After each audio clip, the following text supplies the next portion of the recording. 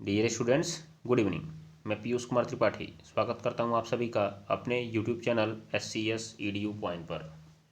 जैसा कि आप सभी लोगों को ज्ञात ही होगा कि इस समय हम लोग बोर्ड एग्जाम कैप्सूल श्रृंखला के तहत 2019 से 2023 में आए हुए बोर्ड परीक्षा में प्रश्न पत्रों को सॉल्व कर रहे हैं, जिसमें हम लोगों ने शुरुआत 2019 से की हुई है और इसका अकार्बनिक रसायन का हिस्सा पूरा हो चुका है और अब हम लोग कार्बनिक रसायन का हिस्सा शुरू कर चुके हैं, जिसमें आज अनसॉल्व पेपर सॉल्व करने का दूसरा दिन है, जिसका मैं सेट नंबर 1 सॉल्व करा रहा हूं। और आज हम लोग कुछ प्रमुख रिएक्शन लेकर आए हैं, जिसमें आपको इम्पॉर्टेंट अभिक्रियाएं और पैटर्न यूज करने को मिलेंगे। तो आइए बिना देर किए हुए हम लोग आज की क्लास को शुरू करते हैं। तो देखिए, आज की क्लास का आपका पहला सवाल जो कल मैंने आपको होमवर्क में दिया हुआ था, तो देखिए आपका पहला सवाल आज की स्क्रीन पर करा है, प्राथमिक एल्कोहल बनाने की 2 सामान्य विधियां लिखिए।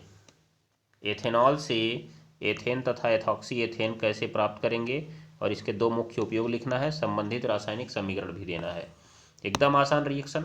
सबसे पहले तो बनाने की 2 विधियां, मैंने आपसे पहले भी बता दिया था कि सभी यौगिकों के बनाने की कम से कम 2 विधियां याद रखिए। तो आपने कहा गुरुदेव याद तो है, और क्या याद करें। मैंने कहा बहुत अच्छी बात है, अगर याद है तो चलिए ज़रा, याद है तो आ जाइए, देखा जाए क्या क्या हो सकता है इसमें।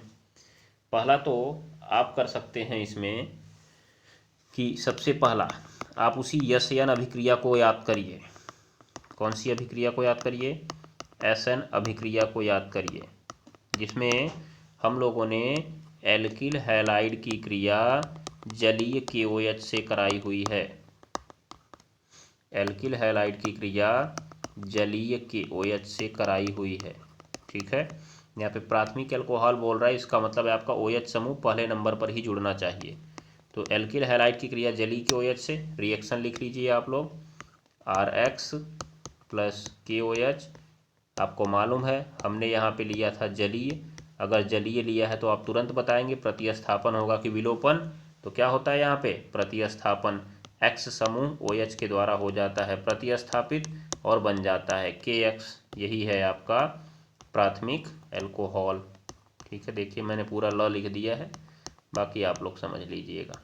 ठीक है, तो पहला रिएक्शन हो गया। दूसरा बनाने की विधि देख लीजिए, बहुत आसान, जो मैंने आपको बहुत बहुत इंपॉर्टेंट रिएक्शन के रूप में बताया हुआ है। दूसरा रिएक्शन है आपका क्या? फॉर्मल्डिहाइड। फॉर्मल्डिहाइड पर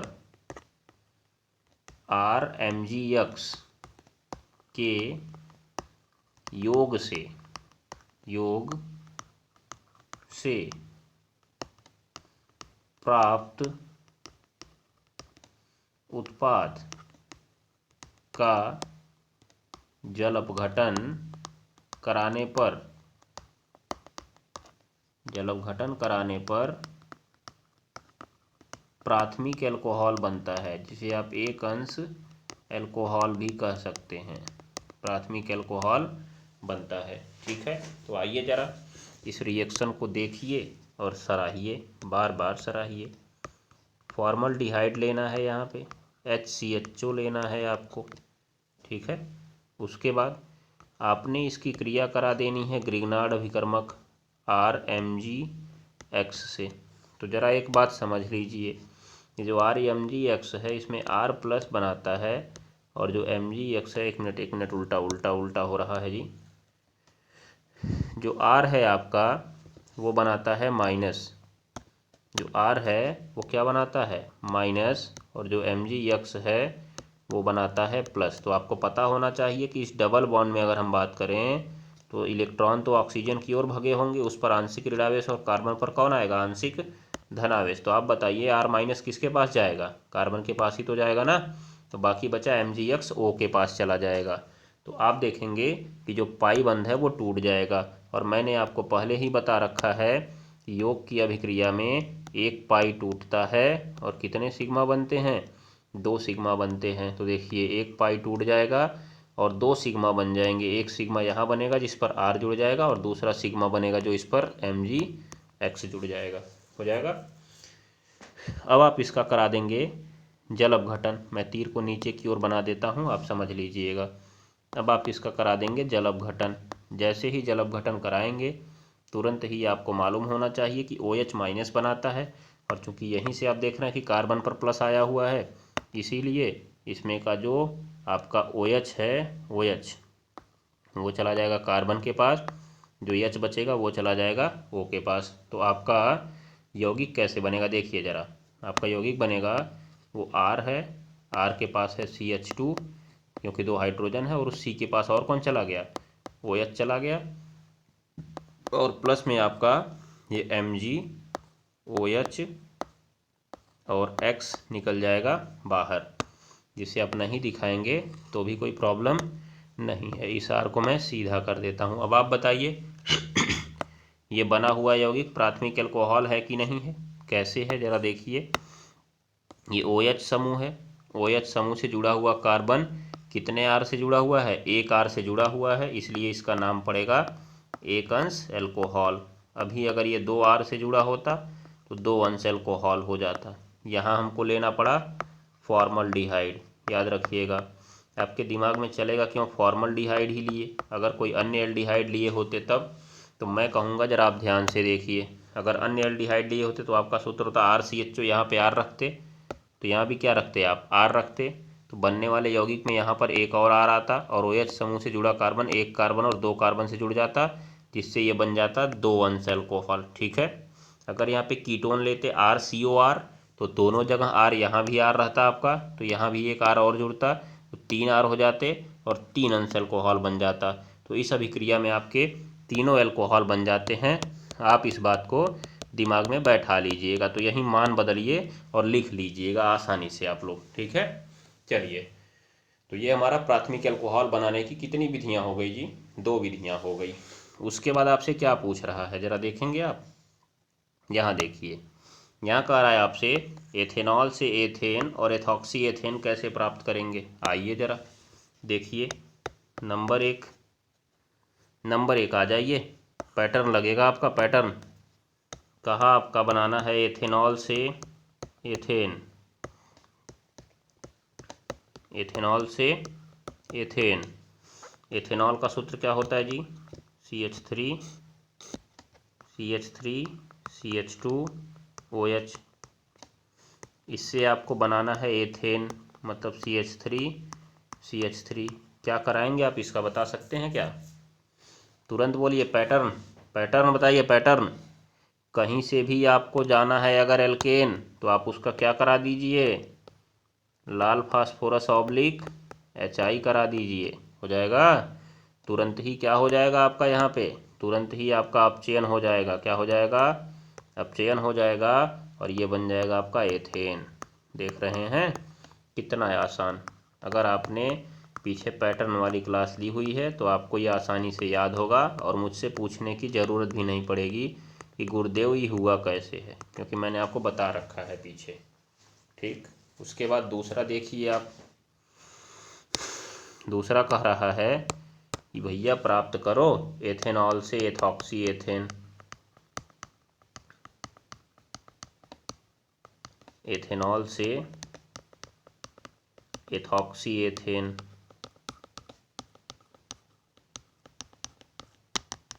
एथेनॉल का सूत्र है आपका C2H5OH, और इसका सूत्र है आपका C2H5O C2H5। तो आप यहाँ से अगर कंपेयरिंग करेंगे तो यहाँ देखिए इतना तो है इसमें, ये H हट के फिर से नया C2H5 जुड़ जा रहा है, दिखाई दे रहा है। तो हम इसका कराते हैं सांद्र H2SO4 के साथ गर्म। ठीक है, तो इसका सेंटेंस आप लिखेंगे कि एथिल अल्कोहल को सांद्र H2SO4 के साथ, सांद्र H2SO4 के साथ 140 डिग्री सेल्सियस पर गर्म करने पर, 140 डिग्री सेल्सियस पर गर्म करने पर हो गया एथॉक्सी एथेन बनता है, एथॉक्सी एथेन बनता है। याद रखिएगा, अभी अगर इससे ज़्यादा ताप पर इसको गर्म करते हैं तो एथीन बन जाता है, एथिलीन, याद रख लीजिए।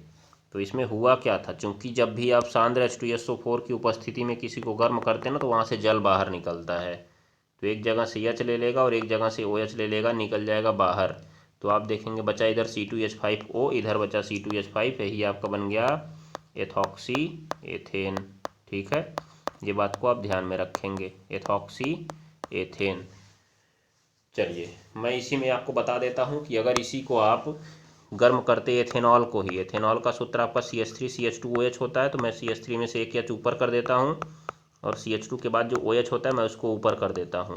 और जब यही सांद्र H2SO4 की उपस्थिति में आप इसको गर्म करते हैं कितने डिग्री सेल्सियस पर, 180 डिग्री सेल्सियस पर, तो तुरंत ही इसका जल निकल जाता है बाहर एक ही अणु से। वहाँ दो अणु से जल बाहर निकला था, इसमें एक ही से बाहर निकल जाता है, दोनों का एक एक बंध कम हो जाता है और दोनों आपस में पाई बंध बना लेते हैं, जिससे ये एथिलीन बन जाता है। क्या बन जाता है जी, एथिलीन बन जाता है, याद कर लीजिएगा आप लोग। चलिए तो ये हो गया आपका। एथेनॉल के दो मुख्य उपयोग भी लिखना है।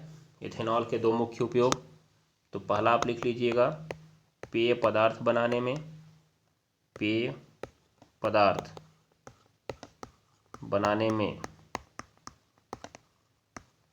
दूसरा आप लिख सकते हैं स्पिरिट बनाने में।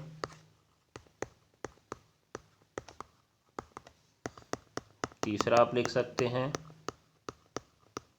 गैसोहॉल बनाने में। क्या बनाने में जी, गैसोहॉल। गैसोहॉल मतलब जानते हैं, गैसोलीन प्लस क्या, एल्कोहल। गैसोलीन प्लस एल्कोहल, याद रखिएगा। गैसोलीन मतलब समझते हैं ना, पेट्रोल।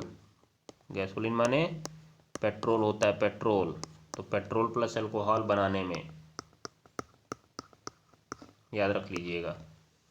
चलिए बस, तो ये हो गया आपका इसका उपयोग। आपका ये पहला सवाल हो गया समाप्त, जो कि आपसे पूछा गया था टोटल 5 नंबर में। ठीक है, तो आपको अच्छे से समझ में आ गया है। अगर समझ में आया तो कमेंट बॉक्स में ज़रा एक बार थम्स अप करिए, फिर हम लोग आगे बढ़ें। चलिए तो आज के अगले सवाल की ओर मैं कूच करता हूँ और आपको भी लिए चलता हूँ अगले सवाल की ओर। आइए ज़रा देखिए, दिमाग लगाइए। आपको बनाना है फिनॉल।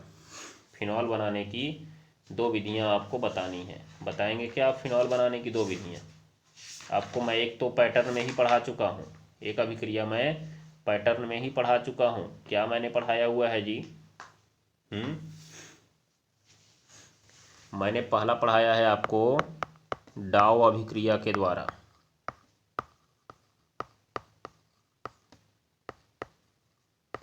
डाउ अभिक्रिया के द्वारा,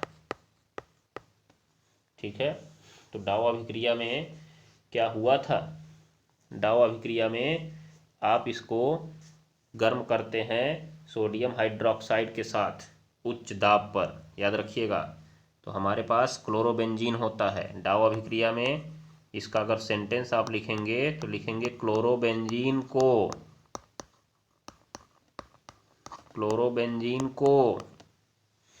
उच्च दाब और उच्च ताप पर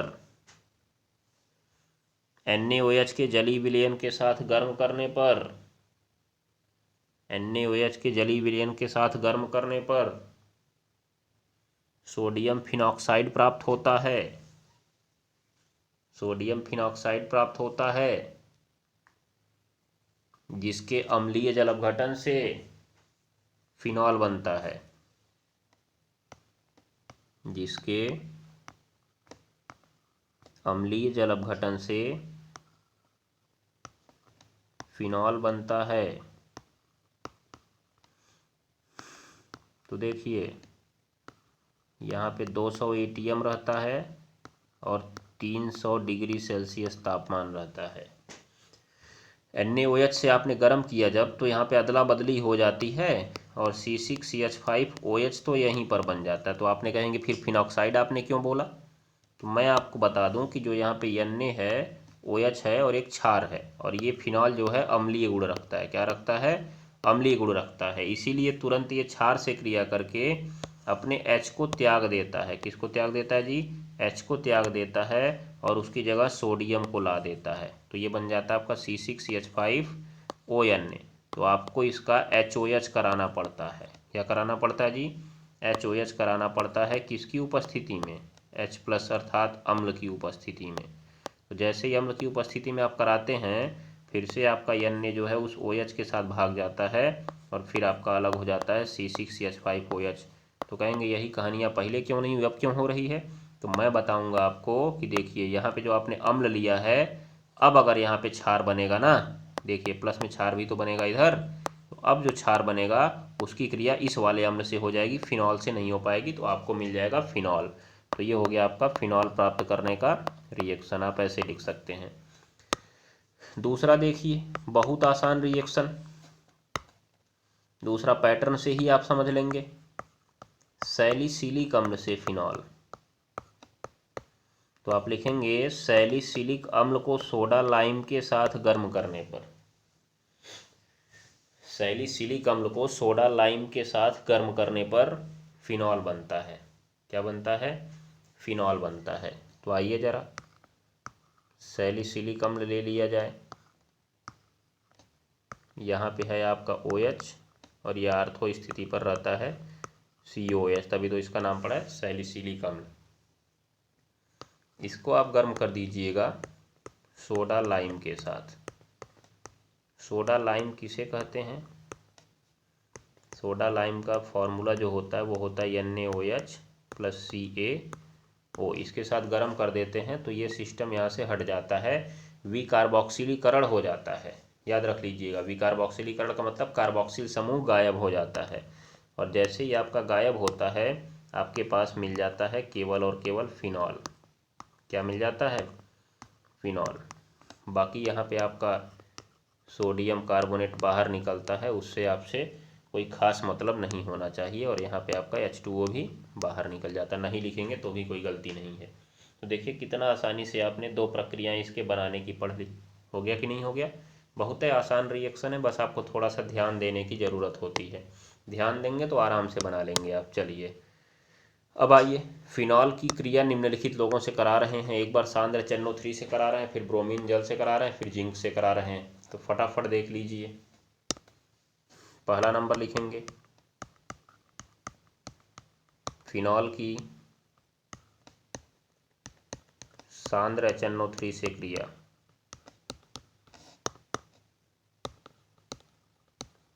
फिनॉल की सांद्र HNO3 से क्रिया।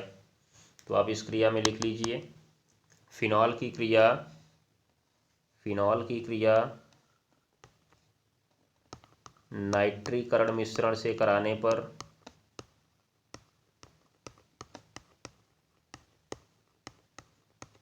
नाइट्रीकरण मिश्रण से कराने पर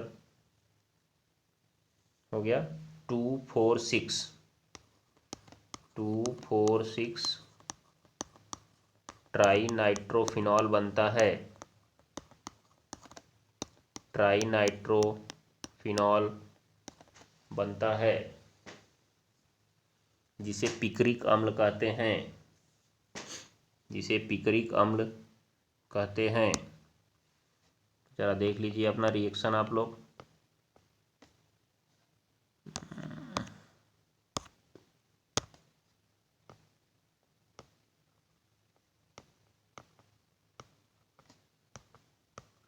ये आपका फिनॉल, इसकी क्रिया होती है नाइट्रीकरण मिश्रण से। तो जो नाइट्रीकरण मिश्रण से होती है, इसमें आपका जो सांद्र HNO3 होता है वो सांद्र H2SO4 की उपस्थिति में क्रिया करता है।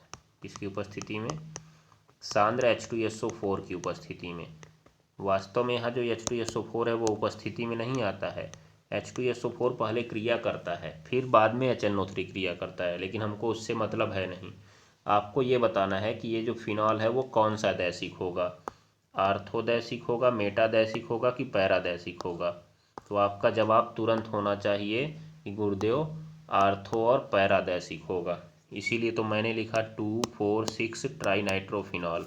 जरा आप गिनती करिए तो इसकी, देखिए ये 1 है, तो इधर 2 है, इधर 3 है, इधर 4 है, इधर 5 है और इधर 6 है, तो 2 पर बनेगा, 4 पर बनेगा, 6 पर बनेगा। तो इसी को तो आप आर्थो बोलते हैं, इसको भी आर्थो बोलते हैं, और इसको क्या बोलते हैं, पैरा बोलते हैं। तो पता चल गया ना कि ये आर्थो और कैसा दैसिक होता है, पैरादैसिक होता है। हो जाएगा ना, ये बात को आप ध्यान में रख लीजिएगा। चलिए तो आइए ज़रा अब मैं दिखाता हूँ आपको कि यौगिक हमारा कैसे बनता है। चूँकि यहाँ पे जब आप सांद्र HNO3 से क्रिया करते हैं तो इस क्रिया का नाम है नाइट्रीकरण मिश्रण। तो नाइट्रीकरण में हमेशा NO2 समूह जुड़ता है, ये बात को ध्यान में रख लीजिएगा। ये नाइट्रीकरण की प्रक्रिया मैंने आपको बता दिया पैटर्न में ही। तो देखिए एक बार 2 पर जुड़ता है, नॉर्मली अकेले अकेले जुड़ता है, अगर तनु से कराते तो अकेले ही जुड़ता, याद रखिएगा। यहाँ पर भी NO2 आपका जुड़ गया और फिर यहाँ पर भी आपका NO2 जुड़ गया। ये हो गया सांद्र HNO3 से क्रिया। इसी को आप बोलते हैं पिक्रिक अम्ल। क्या बोलते हैं, पिक्रिक अम्ल। तो देखिए कितना आसान रिएक्शन था, आपको बस यही लिखना था। आर्थो पैरा आपने पकड़ा, आराम से बना दिया। कैसे पता चला, इसके पास 2 एकाकी इलेक्ट्रॉन युग्म होते हैं ना, इसीलिए आर्थो पैरा है ये। ठीक, चलिए अब इसकी क्रिया पूछा है दूसरा नंबर, ब्रोमीन जल से। तो आप लिखेंगे फिनॉल की ब्रोमीन जल से क्रिया कराने पर, ब्रोमीन जल से क्रिया कराने पर 2,4,6 ट्राइब्रोमोफिनॉल, ट्राइब्रोमोफिनॉल का सफ़ेद अवक्षेप बनता है, का सफ़ेद अवक्षेप बनता है। हो जाएगा। तो आइए ज़रा देख लीजिए रिएक्शन को क्या होता है। किससे क्रिया आप करा रहे हैं इसकी, Br2/H2O से। किसकी करा रहे हैं, फिनॉल की करा रहे हैं। तो आइए देखिए कितना आसान रिएक्शन ये भी है, देख लीजिए आप। इसमें भी वही आपको मालूम है कि जो फिनॉल है वो आर्थोपैरादैसिक है, आर्थोपैरा सब पर एक ही साथ जुड़ जाता है। हर बार नहीं जुड़ता, याद रख लीजिएगा, विशेष परिस्थितियों में जुड़ता है। चलिए ये हो गया आपका आराम से रिएक्शन, सब आपने इम्पॉर्टेंट रूप में पढ़ा हुआ है, ध्यान दीजिएगा। चलिए अगला सवाल एक और देखें, इसको जिंक के साथ गर्म किया जा रहा है। तो तीसरा देख लीजिए आप, तीसरा रिएक्शन, फिनॉल को या फिनॉल की वाष्प को लिखिएगा इसमें तीसरे में। फिनॉल की वाष्प को तप्त जिंक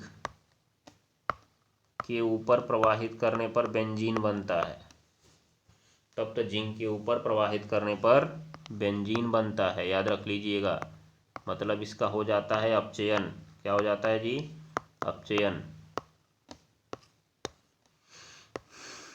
ध्यान दीजिएगा, क्या होगा, वो निकल जाएगा, ऑक्सीजन ZnO बनाकर चला जाएगा। तो अब उस कोने पर खाली H बचेगा, अर्थात ये हो जाएगा बेंजीन। क्या हो जाएगा जी, अब बेंजीन हो जाएगा। ठीक है, ध्यान में रखिएगा, एकदम आसान रिएक्शन है। तो इसको आपको याद रखना पड़ेगा, तैयार रखना पड़ेगा, ध्यान दीजिएगा। चलिए अब हम चलते हैं आज के अगले सवाल पर। अगला सवाल आपसे पूछा जा रहा है, काफ़ी दमदार सवाल है। पूछा जा रहा है क्या होता है जब, क्या होता है जब। देखिए कितना इम्पोर्टेंट रिएक्शन है, नहीं समझे तो आप गधे हैं। हम समझाएं आपको, सारे के सारे रिएक्शन आप जानते हैं, मैं पहले ही यहीं आपको बता देता हूँ। देखिए बेंजल्डिहाइड को आप गर्म कर रहे हैं NaOH के साथ। बेंजल्डिहाइड का सूत्र होता है C6H5CHO। एल्डिहाइड है। कार्बोनिल यौगिकों को जब NaOH के साथ गर्म किया जाए तो एक बात दिमाग में बैठा लीजिए, चाहे एल्डोल संघनन होगा चाहे कैनिजारो अभिक्रिया होगा, दिमाग में भर लीजिए इसको। ये क्या बोलते हैं, ट्रिक लिख लीजिएगा कहीं पर कि कार्बोनिल यौगिकों की जब NaOH से क्रिया होती है तो हमेशा या तो एल्डोल संघनन होगा या तो कैनिजारो। बाकी आपको मालूम है एल्डोल होगा कि कैनिजारो। अल्फा कार्बन होगा तो एल्डोल होगा, sorry alpha hydrogen, alpha hydrogen होगा तो एल्डोल होगा, नहीं होगा तो कैनिजारो होगा, नहीं होगा तो कैनिजारो होगा। ये बात को आप ध्यान में रख लीजिएगा। तो आप देखिए इसके पास अल्फा हाइड्रोजन नहीं होता है, ये कैनिजारो अभिक्रिया है। कौन सी है, कैनिजारो। फॉर्मल्डिहाइड की देखिए अमोनिया से क्रिया विशेष रूप में होती है, इसको इम्पोर्टेंट बताया गया है। यहाँ पे एक यूरोट्रोपिन बनता है जो कि गठिया और मूत्र संक्रमण में काम आता है, ध्यान दीजिएगा आप लोग। तीसरा आपका देखिए, एसीटोन की HCN से क्रिया आप करा रहे हैं, इसको तो मैंने आपको पैटर्न में बताया हुआ है, नाभिक स्नेही योग अभिक्रिया की क्रिया विधि में जाके आप देखिएगा। फिर देखिए टालुइन की CrO2Cl2 से क्रिया, इसका नाम आप जानते होंगे, ईटार्ड अभिक्रिया है जो कि बेंजल्डिहाइड बनाने में प्रयोग होती है। फिर आपका एसिटल्डिहाइड की तनुछार से क्रिया, वही कहानी, कार्बोनिल यौगिक एल्डिहाइड आ गया, तनुछार से करा रहे हैं, या तो एल्डोल संघनन देगा या तो कैनिजारो देगा। तो इसके पास अल्फा हाइड्रोजन होते हैं इसलिए एल्डोल संघनन देगा।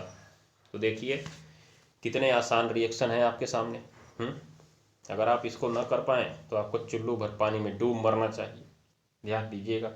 चलिए तो पहला आप देखिए,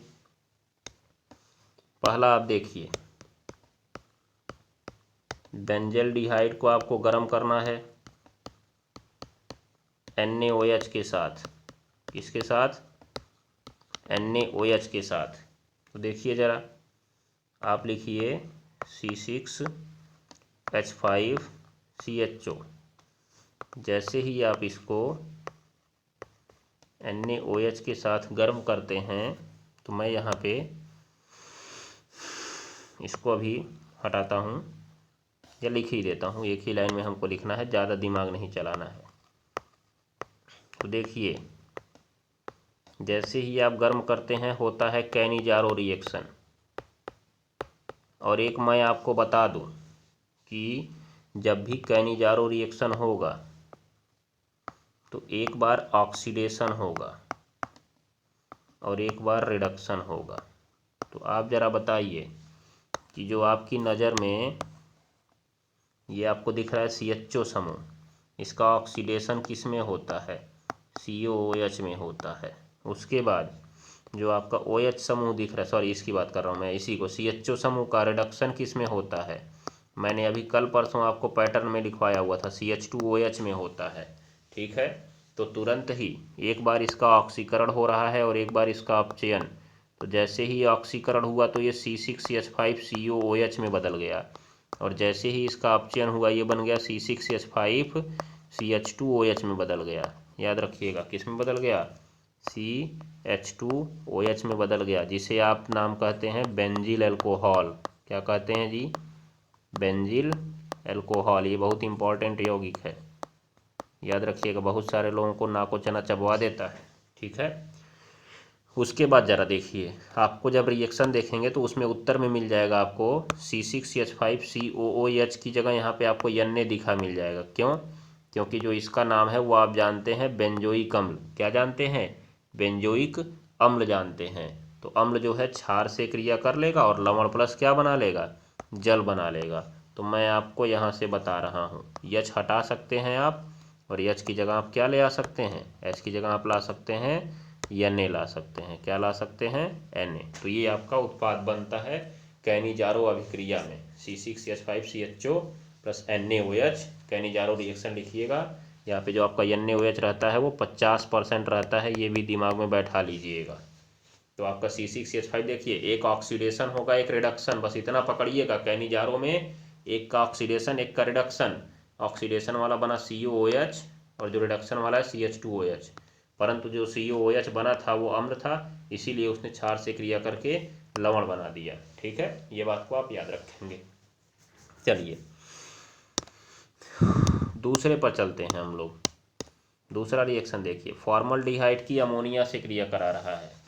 किससे क्रिया करा रहा है जी? फॉर्मल्डिहाइड की अमोनिया से क्रिया करा रहा है। तो फॉर्मल्डिहाइड की अमोनिया से क्रिया में बनता है आपका यूरोट्रोपिन। क्या बनता है जी? यूरोट्रोपिन बनता है। तो बस एक इम्पॉर्टेंट यौगिक है, यहाँ से आप देख लीजिए, फॉर्मल्डिहाइड की अमोनिया से क्रिया, कुछ नहीं करना है, बस आपको इस रिएक्शन को रट लेना है, क्योंकि यहाँ पर कोई इसका पैटर्न नहीं है, इसका पैटर्न नहीं है, ये बात को ध्यान में रखिएगा। तो क्या होता है, सीधा सीधा इसमें बनता है CH2 6N4, जिसे आप बोलते हैं यूरोट्रोपिन। CH2 6N4। इसको एक और नाम दिया जाता है, एक तो इसको बोलते हैं हम लोग यूरोट्रोपिन। तो सीधे आपसे पूछा गया सवाल है, कैसे प्राप्त करेंगे फॉर्मल्डिहाइड से यूरोट्रोपिन, कैसे प्राप्त करेंगे फॉर्मल्डिहाइड से यूरोट्रोपिन। तो फॉर्मल्डिहाइड की आपको किससे क्रिया करानी पड़ेगी, अमोनिया से। इसका ये भी नाम देके पूछा गया है, hexa methylene tetrammine, hexamethylene tetrammine, और प्लस में क्या बन जाएगा, H2O बन जाएगा। क्या बन जाएगा जी, H2O बन जाएगा। ये बात को आप अपने दिमाग में बैठा लीजिएगा। आइए ज़रा तीसरे को देखिए, तीसरे को देखिए और फटाक से बताइए। एसीटोन की HCN से क्रिया करा रहे हैं, ये तो आपको सीधे रिएक्शन में बताया गया है। Acetone CH3C double bond CH3, ये पैटर्न में मैंने आपको पढ़ाया है। इसमें HCN का योग कराना है, आपको मालूम ही है कि HCN का योग इस पर कैसे होगा। देखिए ज़रा, ये आंशिक ऋणावेशित होता है, ये आंशिक धनावेशित होता है। यहाँ पे CN माइनस बनाता है, H प्लस बनाता है, तो माइनस वाला इसके पास जाएगा, प्लस वाला इसके पास आएगा। तो क्या हो जाएगा, CH3C, यहाँ पे CH3।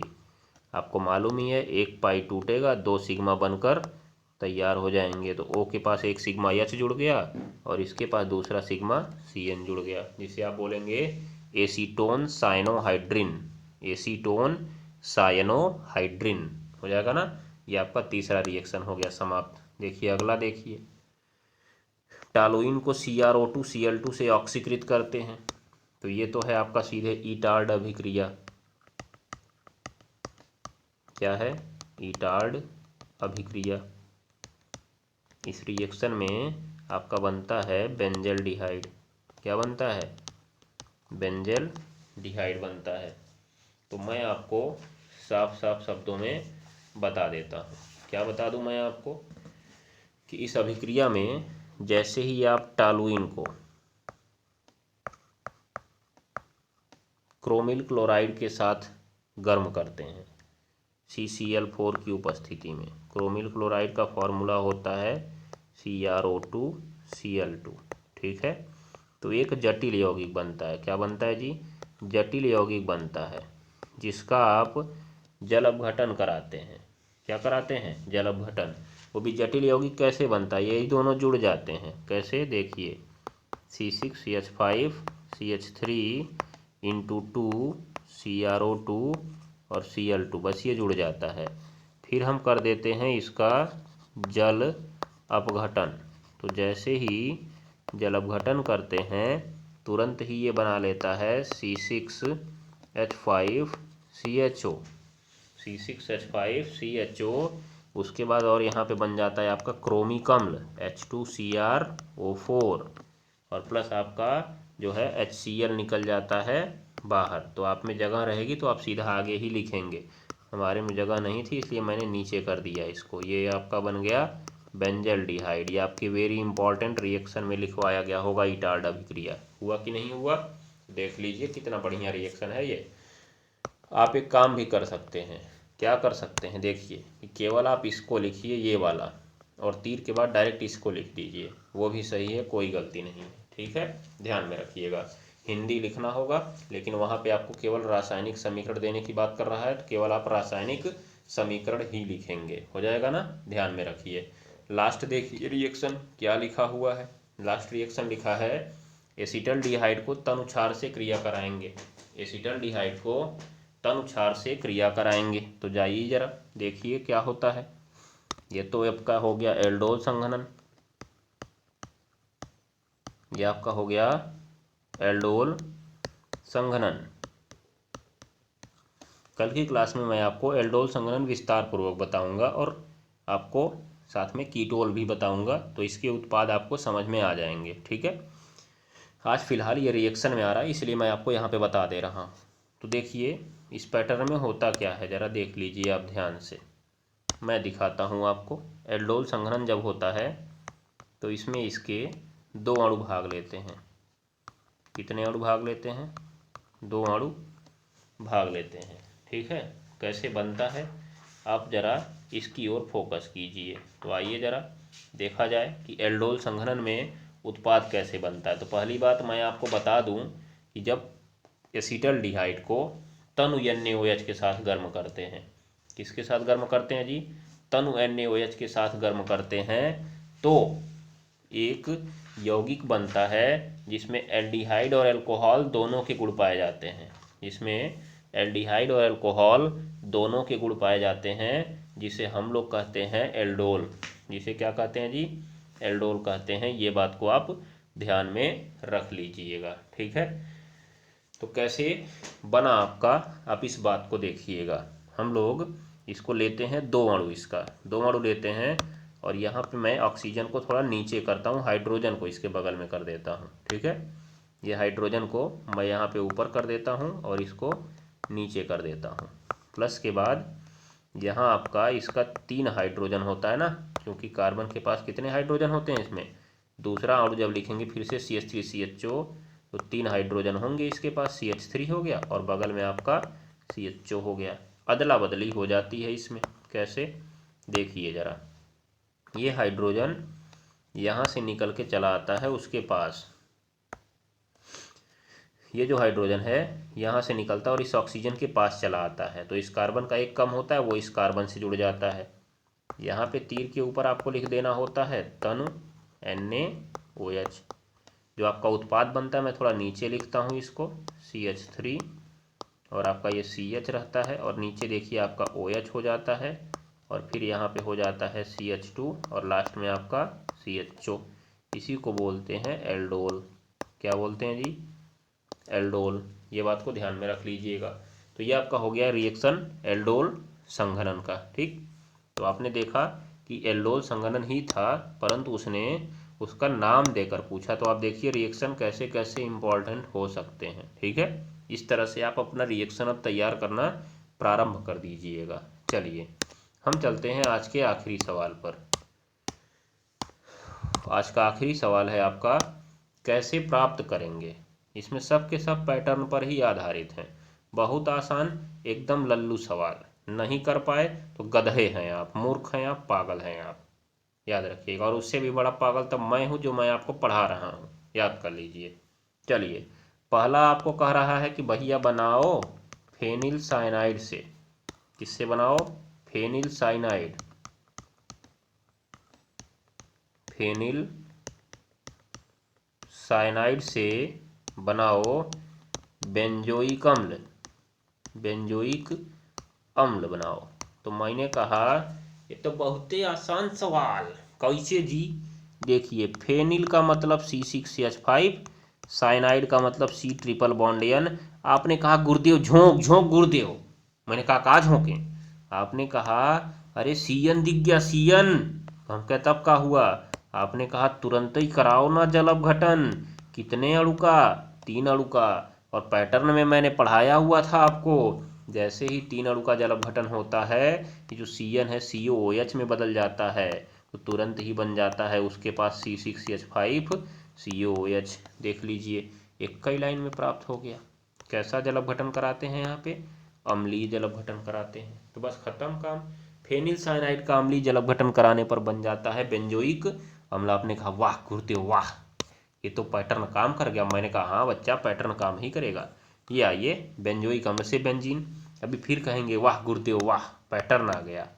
देखिए, बेंजोइक अम्ल से बनाना है बेंजीन। तो दोनों का चित्र जरा बना लीजिए। मैंने कहा लीजिए, बेंजोइक अम्ल से बनाना है आपको बेंजीन। आपने कहा गुरुदेव ये तो COOH गायब हो गए। तो हमने कहा तब? तो आपने कहा बस गुरुदेव बस। मैंने कहा क्या बस? आपने कहा अरे ये तो विकार्बोक्सिलीकरण है, विकार्बोक्सिलीकरण है। हमने कहा अच्छा, तो क्या होता है इसमें? आपने कहा गुरुदेव एक सोडा लाइम के साथ गरम कर दी थे। केकरे साथे? सोडा लाइम के साथे गरम कर दी, बस तुरंत ही बन जाते बेंजीन। हम कहे का होत है मन? तो तो कहे ना आप का कि गुरुदेव जैसे सोडा लाइम के साथ गरम करी थे ना, COOH गायब हो जाते, यही बतियक तो बी कार्बोक्सिलीकरण कहल जाता। हम कहे अच्छा अच्छा, बहुत सही बच्चा। आपने कहा वाह गुरुदेव वाह, पैटर्नवा से तो मज़ा आ रहा है। हम कहे अच्छा, तो अगला सवाल बताइए, पैटर्नवा से मज़ा आ रहा है तो एसिटल्डिहाइड से क्लोरल। तो आपने कहा देख लीजिए आप। तो मैंने कहा आइए। तो आपने कहा बताइए। तो मैंने कहा देखिए, मैंने कहा लिखिए, ये है CH3CHO। जब कार्बोनिल यौगिकों की क्रिया हैलोजन से कराते हैं, जब कार्बोनिल यौगिकों की क्रिया हैलोजन से कराते हैं तो इनका अल्फा हाइड्रोजन भाग जाता है। किसके द्वारा? क्लोरीन के द्वारा। इसको लिख लीजिएगा आप। कार्बोनिल यौगिकों की क्रिया हैलोजन से कराने पर अल्फा हाइड्रोजन प्रतिस्थापित हो जाता है। ठीक है, ध्यान दीजिए। तो अल्फा हाइड्रोजन क्या है पहले समझिए। ये आपका है CHO ग्रुप। CHO के पास वाला जो समूह है इसको आप बोलते हैं अल्फा कार्बन। क्या बोलते हैं? Alpha carbon. और इसके पास कितने हाइड्रोजन दिख रहे हैं? 3। यही तीनों है अल्फा हाइड्रोजन। कैसे हाइड्रोजन है? अल्फा हाइड्रोजन है। आप इसको लिख लीजिएगा। ठीक है, क्रियात्मक समूह के पास वाले कार्बन को कहते हैं अल्फा कार्बन और उसके पास वाले हाइड्रोजन को कहते हैं अल्फा हाइड्रोजन। जैसे मैं एक संरचना बना के आपको दिखा देता हूँ। देखिए CHO है, ये C है, फिर यहाँ पे आपका H है, फिर यहाँ पे आपका H है, फिर यहाँ पे आपका H है। तो जो आपका CHO था वो तो हो गया क्रियात्मक समूह। इसके पास वाला ये जो कार्बन है अल्फा कार्बन, इसके पास 3 हाइड्रोजन, 1 2 3, तीनों आपके अल्फा हाइड्रोजन है। ठीक है, एक मैं और बनाता हूँ HCHO। तो इसके पास देखिए आप कोई कार्बन है? नहीं है, मतलब ये अल्फा हाइड्रोजन नहीं है। मैं एक यौगिक और बनाता हूँ, देखिए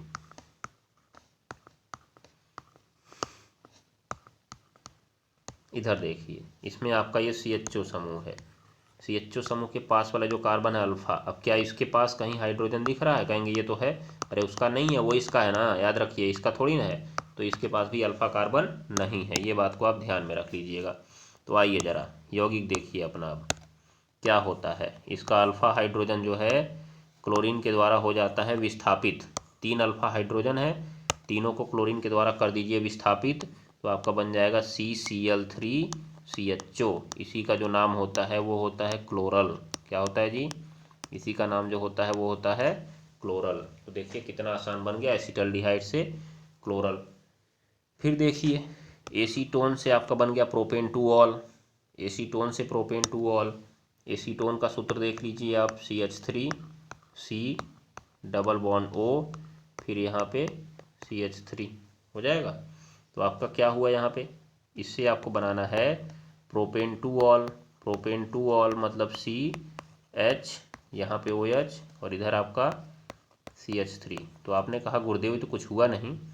मैंने कहा हुआ इसमें? तो आपने कहा अरे गुरुदेव बस वही हुआ कि जो पाई है टूट गया, यहाँ भी H जुड़ गया, यहाँ भी H जुड़ गया।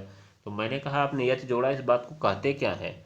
आपने कहा अरे गुरुदेव इसको तो अपचयन कहते हैं जब हाइड्रोजन जुड़ता है। तो मैंने कहा बस करा दो इसका अपचयन। आपने कहा किसके द्वारा? मैंने कहा बच्चा लाल फास्फोरस ऑब्लिक एचआई मत लगाना, क्योंकि लाल फास्फोरस ऑब्लिक एचआई लगाए ना तो तुरंत वो एल्केन में बदलेगा। हम तुमको पैटर्नवा में पढ़ा चुके हैं। ठीक है, तो आपने कहा तब का लगाएं? तो मैंने कहा कि तुम यहाँ पे 2 चीज़ें लगा सकते हो। एक तो लगा सकते हो LiAlH4 लगा सकते हो, चाहे तुम H2PD लगा सकते हो, चाहे तुम यहाँ पे H2Ni लगा सकते हो। ये लोग भी अपचयन करते हैं और केवल हाइड्रोजन जोड़ने का काम करते हैं।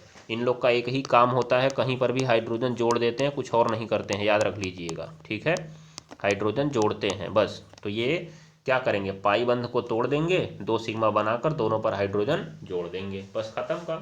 बन गया आपका प्रोपेन टू ऑल। हो गया कि नहीं हो गया? कितना आसान रिएक्शन। लास्ट वाला देखिए, फॉर्मिक अम्ल से एथिल फॉर्मेट बनाना है। लिखिए जरा रिएक्शन में, आपके पास है फॉर्मिक अम्ल, इससे आपको बनाना है एथिल फॉर्मेट HCOOC2H5। ये देखिए, ये एक यौगिक दिखा जो कि एस्टर है। क्या है? एस्टर। और ये अम्ल है। तो अम्ल से एस्टर कैसे बनता है? कौने क्रिया के द्वारा? एस्टरीकरण क्रिया के द्वारा बनता है। किसके द्वारा बनता है? एस्टरीकरण। तो तुरंत लिख लीजिए अपनी कॉपी में, एस्टरीकरण क्या है? एस्टरीकरण क्या है?